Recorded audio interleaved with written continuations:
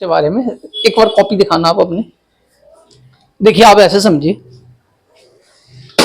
कि ये आपकी कॉपी है, ठीक है, और आप रोज की जो बिजनेस ट्रांजेक्शन है उसको रिकॉर्ड कर रहे हैं। लेकिन क्या करते हैं, आपने एक पेज बनाया 1 तारीख का, और उसमें जितनी भी ट्रांजेक्शन है, परचेज, सेल, कॉन्ट्रा, पेमेंट, किसी से पेमेंट आई, किसी को पेमेंट करी, वेजेस, इलेक्ट्रिसिटी बिल, वो सारा इस पे नोट करते हैं। आपने एक पेज पे नोट करा, फिर अगले दिन की ट्रांजेक्शन आपने दूसरे पेज पे नोट करी, फिर तीसरे दिन की तीसरे पेज पे, ऐसे करके आपने पूरे महीने इस पे नोट कर लिया। ठीक है, आप देख सकते हैं। अब पूरे महीने नोट कर लिया। अब सपोज करो पूरे महीने के बाद, सपोज करो मैं आपका बॉस हूं, पूरे महीने के बाद मैं पूछूं कि पूरे महीने में कितनी परचेज हुई, कितनी सेल हुई, कितनी पेमेंट करी, कितनी रिसिप्ट करी, तो आप कैसे बताओगे? अब क्या करोगे, आप हर पेज को पलटोगे और हर पेज को पलट के उसमें देखोगे और उसको किसी अलग जगह पे रिकॉर्ड करोगे और फिर दोबारा उसके बाद बताओगे। अब सपोज करो 1 महीने की ट्रांजेक्शन को आप बार बार हर पेज पे दोबारा देख रहे हो, कितना टाइम लगेगा?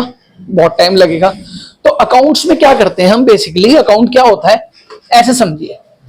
आप है ना लेजर बनाओगे, लेजर बनाते हैं, लेजर को क्या कहते हैं, खाता कहते हैं। जैसे सपोज करो आप एक परचेज का अलग बना लोगे कॉलम, सेल्स का एक अलग बना लोगे, ठीक है, पेमेंट का या सपोज करो वेजेस का एक अलग कॉलम बना लोगे, सपोज करो सैलरी का एक अलग कॉलम बना लोगे, ठीक है, परचेज का एक अलग कॉलम बना लोगे। ठीक है, परचेज का तो हमने बना ही लिया, सपोज करो यही बना लोगे।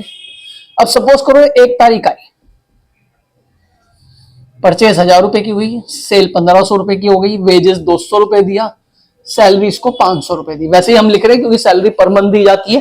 ठीक है, 2 तारीख आई, 2000 रुपए की परचेज करी, 1700 रुपए की सेल करी, 300 रुपए इसको दिए।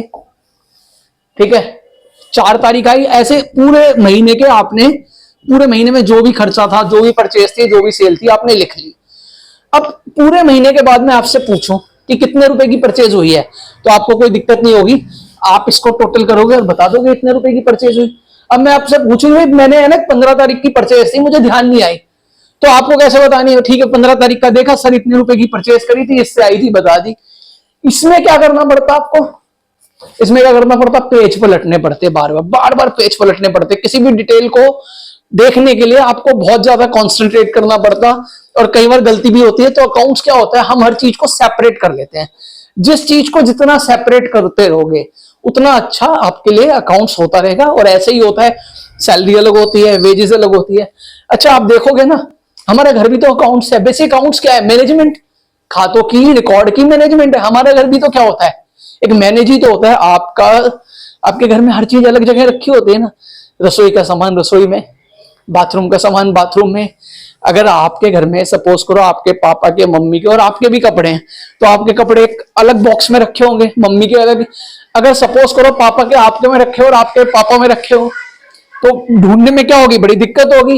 या सपोज करो कि रसोई का सामान बाथरूम में मिले और बाथरूम का सामान रसोई में मिले, तो ढूंढने में बड़ी दिक्कत होगी। तो हम हर चीज को एक तरीके से मैनेज करते हैं। अकाउंटिंग भी यही है, अलग अलग टर्म्स हैं, अलग अलग आइटम है, अलग अलग तरीके से उसे रिकॉर्ड करो, अलग अलग जगह पे रख दो, ताकि आपसे जब भी कोई डिटेल मांगे जाए आपको देने में कोई दिक्कत ना हो। जैसे टैक्स को देना है तो टैक्स का अलग कॉलम बनना है, सैलरी देनी है सैलरी का अलग देना है। सपोज करो आपका नाम योगी है तो योगी को सैलरी देना है, उसका कॉलम अलग बना रखा है। हर चीज को सेपरेट करोगे, जितना सेपरेट करोगे उतना अच्छे से अकाउंट समझ में आएगा। और देखिए अकाउंटिंग बिजनेस के लिए तो बहुत जरूरी होती है, आगे और भी पढ़ेंगे इसको। ठीक है।